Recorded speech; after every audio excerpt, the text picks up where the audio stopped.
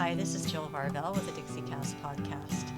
In this episode, I am going to dedicate it to some of the observations that I've had since living in Northwest Arkansas for a little over a year now. I grew up in the San Francisco Bay Area and spent the majority of my life in Northern California. Spent a little bit of time in Washington State. I got my real estate license in 2016 after a career in title insurance, and moving to Washington State in 2016. I spent some time there, and it's funny, when you move states, there's always a few subtle nuances that you come across, and you always kind of think, oh, it's different here, and I mean, ultimately, it's different no matter where you are. But here in the South, I have made some notes here that I'm going to talk about in this episode of just those little subtle, nuancy things that you just, when you experience it, you're like, huh, this is something different. And you kind of attribute it to perhaps a local, I don't know, local trend. So I'm kind of taking those past experiences and comparing them with Northwest Arkansas. Now, a lot of the things that I'm going to talk about are probably not things maybe you've heard. I mean, I don't really know. I just know what I have experienced. And so I'm going to first of all tell you that no place is perfect and no place is terrible. So while the descriptions that I'm going to make you might deduce, oh, well, gee, if she's experiencing this here, maybe she absolutely didn't experience there. That's not what I'm saying. What I am going to talk about is just some very pronounced observations that I've had where comparing them with other places that I've lived, namely California and Washington State, I guess I just didn't experience them that much. So I'm going to start off by something that's just kind of funny to me. Okay, I'm old, but I'm not that old. So when somebody says yes, ma'am to me, I kind of straighten up. And that was something that I experienced initially over the phone. So when I was in Washington State and I had to call and make all of those, had to get electric service, etc. I would call people who worked here geographically in Northwest Arkansas. And the first thing that I noticed was just how friendly and helpful people were. And that was just nice.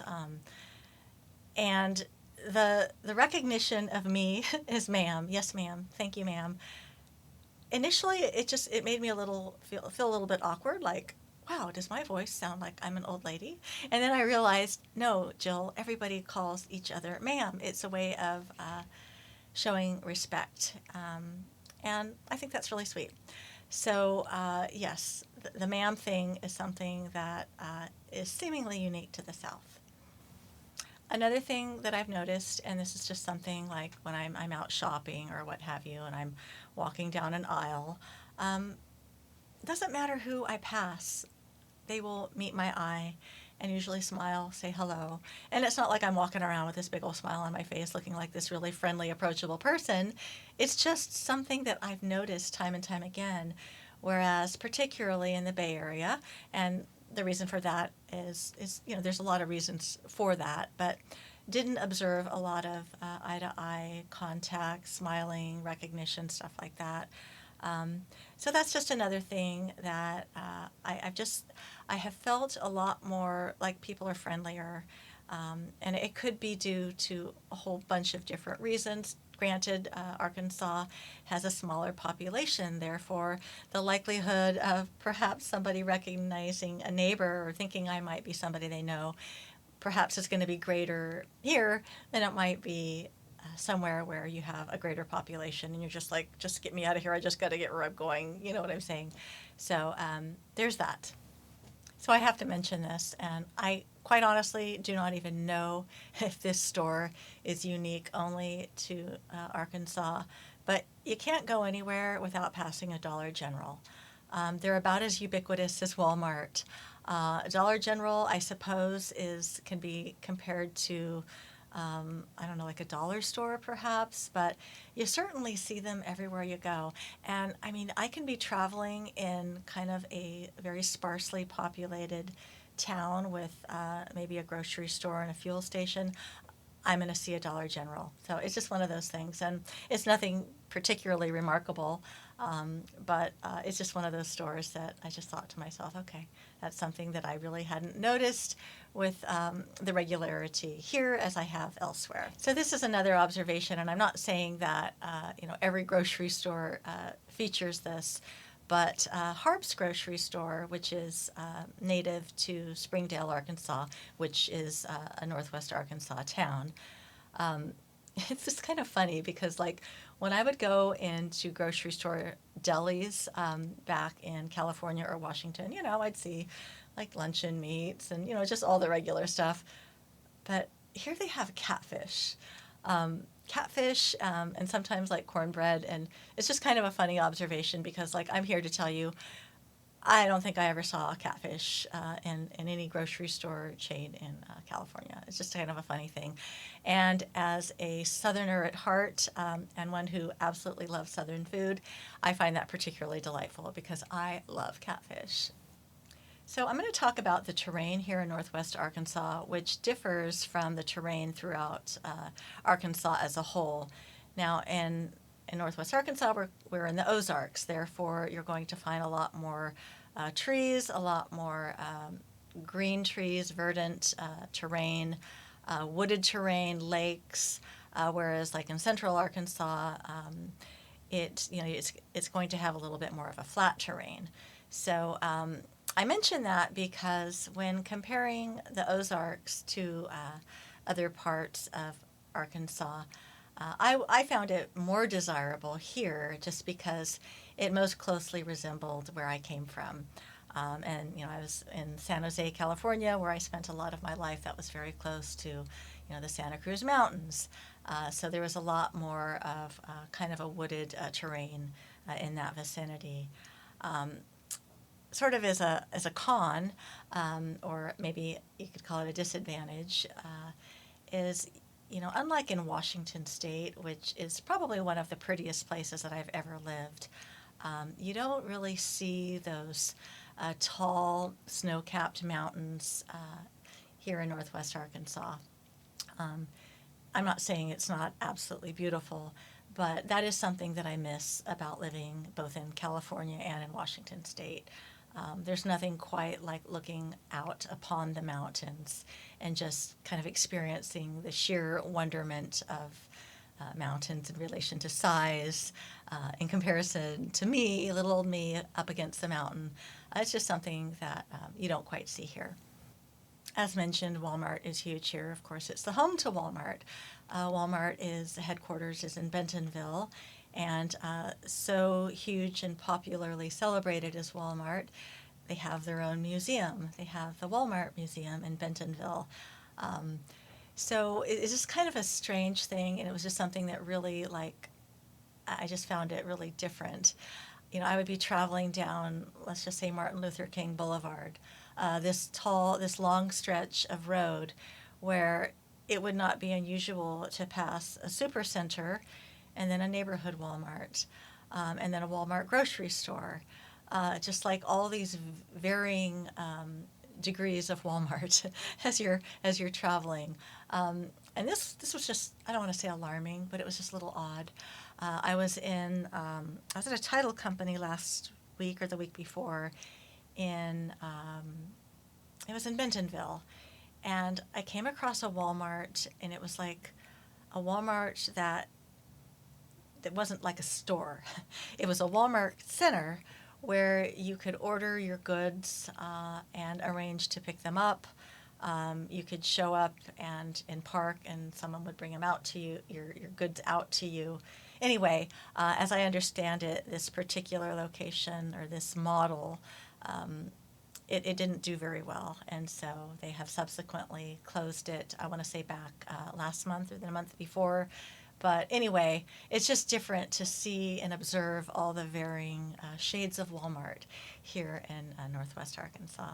Speaking of Walmart, we have another variation of Walmart called Sam's Club out here. Now, Sam's Club is everywhere, but here in Northwest Arkansas anyway, comparing Sam's Club to Costco, we don't have a Costco here. The closest Costco to where I am here in Northwest Arkansas is the one in Tulsa, and there's also one approximately 4 hours away in Little Rock, Arkansas. Now, it's different because I am very accustomed to Costco. It was different making that adjustment coming to Northwest Arkansas because I had this expectation of what Sam's Club would be. Sam's Club is great. Sam's Club has all kinds of offerings, but it's not the same as Costco. Just saying. I could break that down, but if you're a Costco fan, go into a Sam's Club and you'll see the comparisons themselves. And just like little things, like for example, I could go into a Costco and buy bone broth, bone broth, beef bone broth, namely. I can't find that here at Sam's Club. Maybe they have them at other Sam's Club, but none of the ones that I visited. The organic offerings at Sam's Club is much less than the organic offerings at Costco. So it's just a difference. But I will say that the prices, I think, are a little better at Sam's Club than they are at Costco. So, same but different. But just know that if you're a big diehard Costco fan, you'll have to travel to Tulsa if you move to Northwest Arkansas or Little Rock. So in terms of weather, that was another thing that was important to me when making the move. I personally was in the Loma Prieta earthquake of 1987. I worked in Los Gatos at the time and lived in Campbell, and I very vividly remember that earthquake. So the point being is every place you live obviously has some kind of natural disaster. It was important to me to choose a place that didn't seemingly have a preponderance of them. We do experience severe weather here to the extent that it's prudent to download an app. Here we have an app called Code Red. My prior interview that I had conducted with Kyle Curry from FEMA, he had advocated the Code Red app, which I have on my phone, and it can be a little unnerving at times. I mean, you're sleeping and you have the thing on and suddenly it's going off, calling you, telling you that there's a severe thunderstorm coming, and it's just good to know. I mean, it's not like necessary, but it's a good idea. It was important to me to not have a preponderance of tornadoes, and we do have I want to say last year in Springdale, there was a minor tornado that hit one of the schools. But overall, historically speaking, we don't experience a lot of them. But there are measures that you can take to ensure that, you can kind of stay out of harm's way. A lot of homes have tornado shelters. So that's a thing that if you don't have one, you can arrange to go to a tornado shelter in your community, or for like around, I don't know, $5,000 to $7,000, you can actually buy one and install one in your home. These are just things that you don't think about coming from other places, but that is one of the comparisons that I've observed living here in Northwest Arkansas. So let's talk travel. Here in Northwest Arkansas, we are very blessed to have XNA Airport in Bentonville. It's an airport that has several major airlines running out of it. It's not an international airport. For that, you'd need to go to Tulsa, which from here is about a little less than 2 hours away. And when I say here, I'm presently recording today in Fayetteville, but just know that if you need an international airport, we have one not too far away. I can remember living in Sequim, Washington on the Olympic Peninsula, and while it was a wonderful place to live, oh my gosh, it took up to 3 hours to get to SeaTac, which it was just a pain when you really wanted to go get somewhere in a hurry. Just didn't matter how much you wanted to, you couldn't. It took time. And anyway, so that is something that was very important to me when considering, at least geographically, where we would be making our move here to the south. So again, there's XNA Airport, which you can get on Frontier, and if you need to get out of town quickly, you can travel over to Denver, and from Denver you can go to SeaTac or Dallas, other airports.